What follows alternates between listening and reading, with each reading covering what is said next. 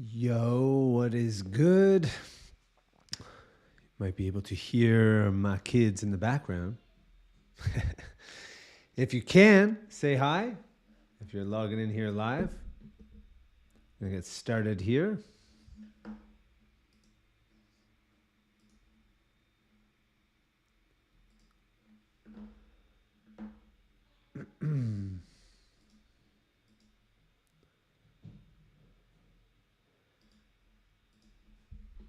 All right, cool.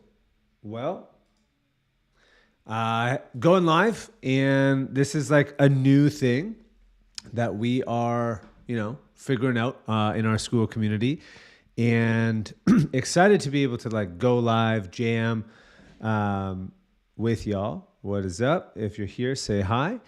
Today in this video, I'm going to be dropping down some of the lessons learned while competing in the Skool games and placing ninth. And next, or in 2 weeks from now, we're going to Vegas to do a full day mastermind with Sam Ovens, Alex Hormozy, the 10 top communities in Skool. Excited to learn a ton from them and then bring that back to our community and share it with all of you who are coaches, health professionals, experts looking to grow your business in a more fun, sustainable, predictable way. One of the coolest things that has happened is I've said this for years, the idea of building down and so that you can scale up. And that's what we've been doing since, for 5 years, and just kind of haphazardly realized like, oh, we've built everything down and now we get to scale, which is really fun. And it just kind of opens the doors for a lot of possibility, major impact. I think like really the things that we sign up for when we initially start a coaching business or building any kind of business, really, it takes that time to figure it out and build your offer and create your systems and develop the skill sets, become the kind of leader who can build this kind of business. And it's cool to be in this position and to also be able to share that with all of you. So this recording is going to be placed inside of our free Skool community. If you're not already in there, it's skool.com/HCC for Health Coaches Community. And what's up, Valhalla Therapy and Stop Dieting Podcast? Good to see you here. So let me dive in. We're going to unpack the 9 lessons learned.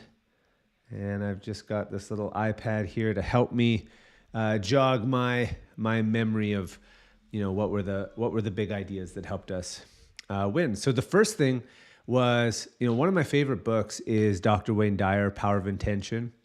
One of my favorite quotes is by Wayne Dyer. Is like, if prayer is us talking to God, then intention is God talking to us. And Bob Proctor talked about intention when I worked with him, and it was like the 6 intellectual faculties, and that we can develop our intuition. We can tune into an energetic field. And there's incredible power in that. And so before the Skool games even started, Alexander and I were there chatting, talking, and really just getting clear on the intention. We didn't have like a full plan. We had like some ideas, but we had an intention, and we're like, and we called our shot. And so we also like announced it, which was like a little bit vulnerable, but, we decided, we were clear. And it's like in those moments of decision is when then it's like, okay, this is what we're doing.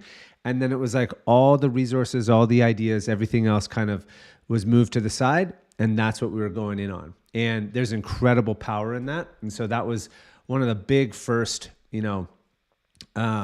rememberings, I guess, or lessons learned, is just how powerful that intention is. And then as a takeaway, it's something that you can bring every day into your life, like every meeting that you go into, every piece of content that you create, every moment of your life, how much of that can you live with intention? And so if this is resonating with you, if this is landing, drop it in the comments. Let me know that you're here. Okay, next up is easy yeses. So number to lesson learned is really, if there's one thing that I have developed a knack for, it would be creating irresistible offers that are easy for people to say yes to. And that comes from a whole background of like getting out of debt and needing to create offer after offer after offer just to, not go bankrupt, and developing that skill. But really, like, a simple way of thinking about that skill is just getting out of your own head and thinking about the people that you want to serve, and really even asking them like, hey, what would be amazing for you, and getting feedback and creating offers that are easy for people to say yes to. I think so many people overcomplicate their offers, think that it needs to be perfect or have all of these, elements into it. But if you get out of your own head and you just get into the minds of the people that you're trying to serve, it becomes pretty easy to see like, hey, would this be helpful? If this was helpful, would you want to do it? And so that's like, big lesson number 2. We had 2 offers during this campaign. One is something that we had kept procrastinating on, but the constraint of the games really forced us to launch it.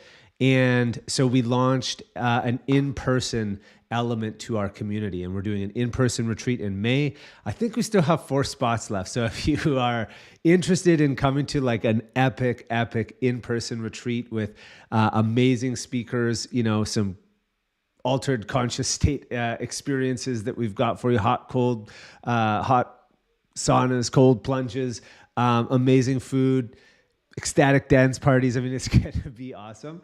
But that's exactly why it was like an easy yes. And then the second thing that we created was a no-brainer offer, which is basically like a high-ticket program for the price of some software.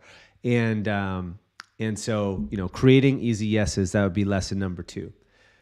Number 3 is the art of enrollment. And this really is an art, okay? And if anybody has kids, you might know this, whether it be going to bed, having your kids go to bed, eat their dinner. And if you've ever tried to force that to happen, it probably hasn't gone that well. But there's a skill of enrollment, and I'll explain where I first really kind of got this idea or concept of enrollment was actually in a program called Landmark. And Landmark, they actually framed enrollment as the genesis of transformation. And this is powerful. So it's profound even, like, stay with me for a second, because when we think of enrollment, I think of sales. Anyway, I think of sales. When people are enrolled in your program, that's the same art as sales. But in this context, enrollment is the genesis of transformation. And so the way that they define it in Landmark is like enrolling. Enrollment happens when someone is touched, moved, and inspired by that which you have already achieved or gotten. So enrollment occurs when someone is touched, moved, or inspired by that which you have already gotten. And so there is this kind of frequency or way of being or way of showing up that for us, it was like we shared that we were going to go into the top 10. We hadn't achieved it yet, but like we had intention and we were clear, and we enrolled our community and we enrolled the people around us that this is what we were up to and this is the game that we were playing. And as people saw us do that, we actually believed in ourselves more, if that makes sense, because we enrolled others in our belief, and as they saw us, it solidified the belief, and we became a top 10 community. We became, in the context of everyone that we were enrolling, we became the kinds of people who could be in top 10. So I hope that lands. It's because like that is this beautiful thing about sales, and the name of our company is Soulful Sales, because it is not transactional, but it is transformational on both people's parts. when you sell and you enroll, you are transforming yourself and you are transforming the person that is enrolling into your programs. Okay. And so this is an art, and it's a beautiful thing. And there's a way to do it, but it's typically when you touch, move, or inspire somebody. And just to bring it back to like with kids, often it's like you're never going to touch, move, or inspire somebody by like forcing them to eat their vegetables. But if you if you get into your child's mind and you play with them, and you bring stories or like, I'll just use stories as an example. That's what we use at our dinner table all the time. And we tell stories which has them be inspired.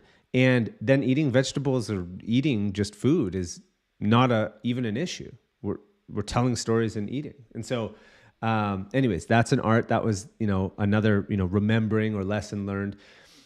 The next thing is like, let's get practical here for a second. What were the 4 core strategies that we used? So we used, there was 4 things that we did kind of like, strategically.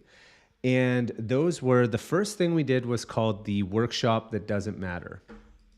Okay. So the workshop that doesn't matter is we actually collaborated with Kelly Brogan. We ran a workshop together. And we spent $2,500 on ads. We had 500 people register. But from that, the reason it's the workshop that doesn't matter is there's the workshop, but when somebody registers on the next page, it says, hey, do you want to book a call? And so before our workshop even went live, we had booked 50 or 47 calls or something like that.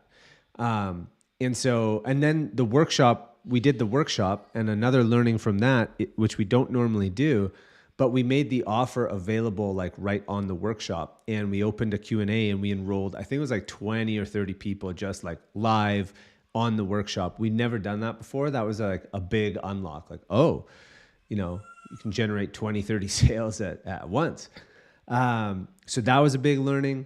That was a key strategy. Second thing is like literally this YouTube live thing. Never had done that before. This is like the 3rd time I've gone live on YouTube. When we moved into Skool, that was one of I loved going live, being able to engage with people. Although I'm still getting used to this. I would love to see more chat happening. If you're here, let me know that the chat actually works. But, I love being able to go live and engage in this way with our community. And so that was the second thing. Third thing, big realization is deadlines. So we had a deadline. We had bonuses. We had deadlines. Like we were playing in the game. So we generated more, 50% of all the sales that we made happened in the last 48 hours. So we spent a month generating 50% and then another 50% in the last 48 hours. So deadlines are huge. People need that, urgency to actually make a decision. And number 4 is just like sell by chat, which is a staple. We were enrolling people through chat conversations, sharing people the links, the details of our offer, and that was how we enrolled our people. Workshop that doesn't matter, YouTube live, deadlines with emails, and then our sell by chat. So those are the 4 kind of core strategies. We also launched a new podcast, again, it was like one of those things that we were going to do, but the games and the constraints of the games kind of forced us in. And so we just started. We didn't really know what we're doing. We're like, okay, we're going to shoot some stuff. We, had a video editor, make it look pretty and awesome. And what we found is, we can just shoot one video and then have all of our content for the next week, like already done, chopped up into reels. So this was like a big content hack, I would say. And if you're curious about this, so in our Skool community, we have, there's 5 podcasts or kind of like 45-minute, 60-minute sessions where Alexander and I are just going through the journey week by week in the Skool games, and it's kind of like a live play-by-play. The last video, I'm crying, it's ugly, but whatever. It's good, and that's again in our free Skool community, skool.com/HCC. But the big unlock here was like, oh, we can do all of our content in one session. Big unlock for that.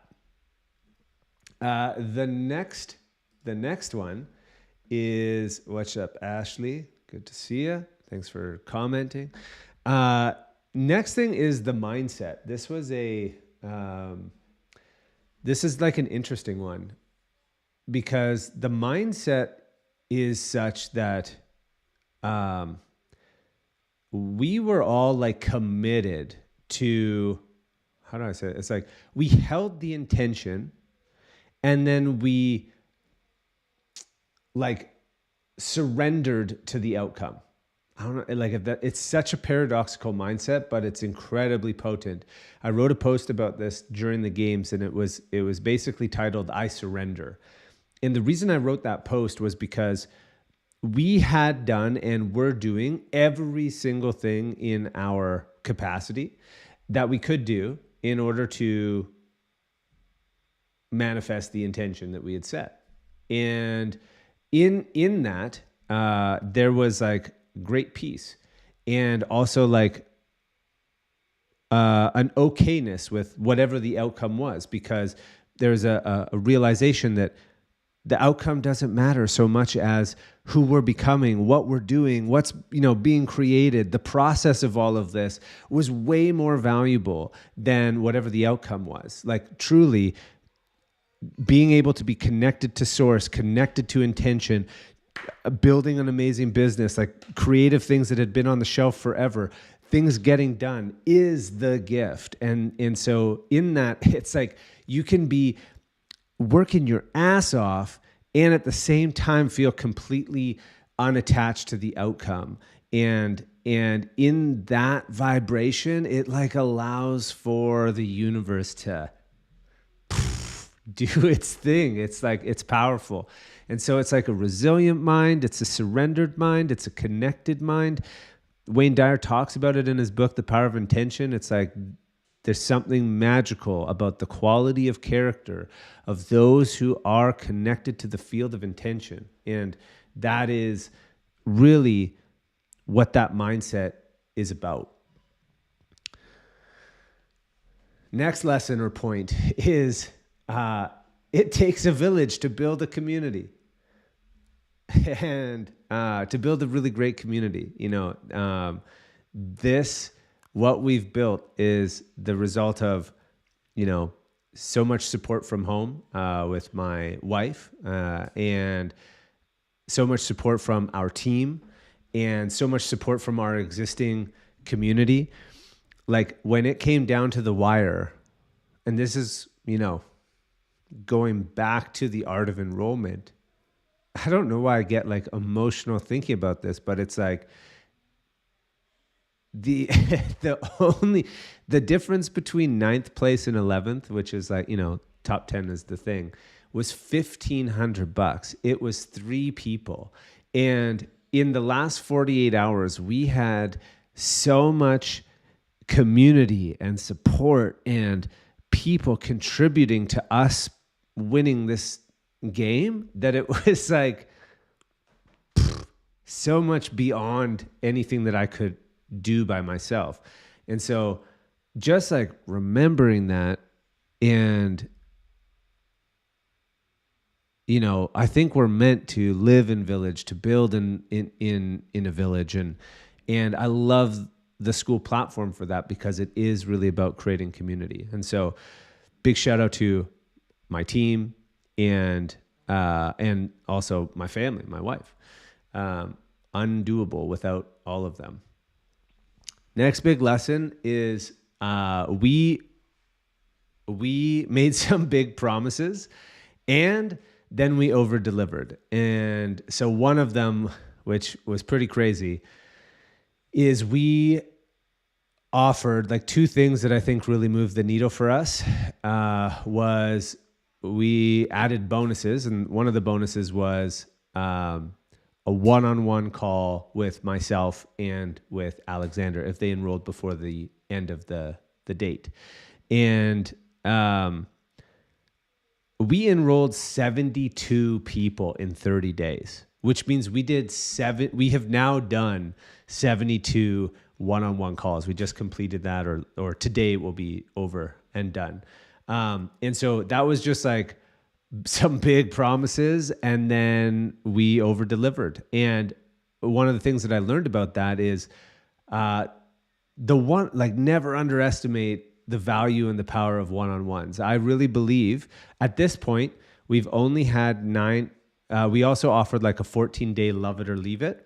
So like come in, try it out. If it's not a fit, not for you, don't worry, you can leave. And we've only had 9 people. So out of 72 who enrolled, 9 people requested to leave. I was expecting about 20. So that's like good in my books, which leads me to the last point, which is churn and scale. And this is when it comes to building community offers and building offers that have monthly recurring revenue, which, man, is such a amazing business model to know that next month there's, we almost have 50, just from this community, it is 46,000 in monthly recurring revenue that is coming in next month without having to think about it,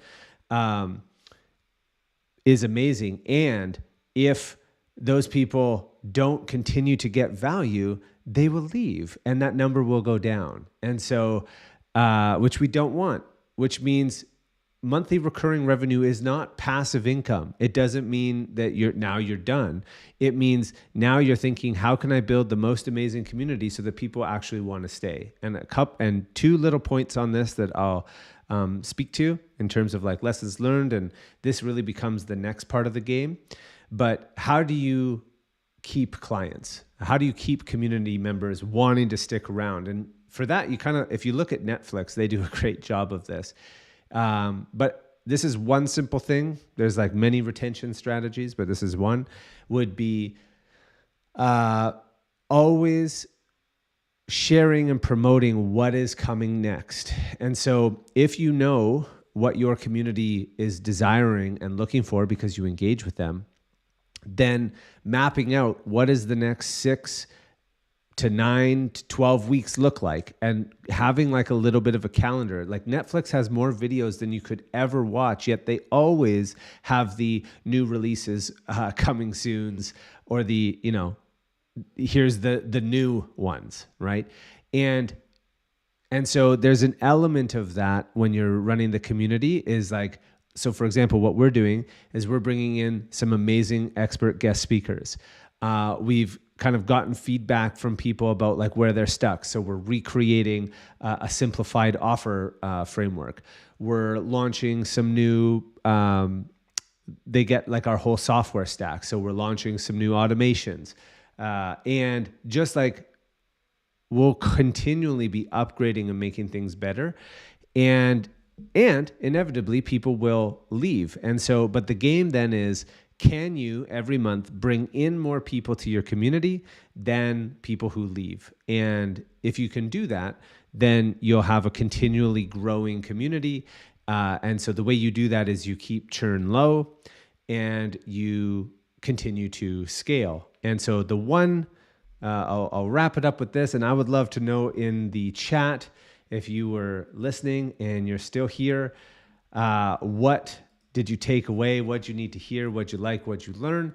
But the last piece of this, like here's how we're going to do it going forward, is basically just doing once a month, doing a workshop that doesn't matter, where we will share valuable content and perhaps invite expert guest speakers, open it up to Q&A, and on those we'll enroll and we'll run ads to that. So that's how we'll fill our workshops. And from that one strategy, we will book calls and we will enroll on the workshop. And our game will now become enrolling more people than who want to leave. And we just continue to make the community better and better, more engaging, give the people what they want, have a ton of fun, and that's what we're up to. So I hope you got tons of value. If you're not in our Skool community yet, do it. Share with us in the comments below. What'd you like? What'd you learn? What'd you catch? And if you don't follow me on Instagram, you could do that. The Dan Harrison. That's it for now. Peace out, homies. Bye-bye.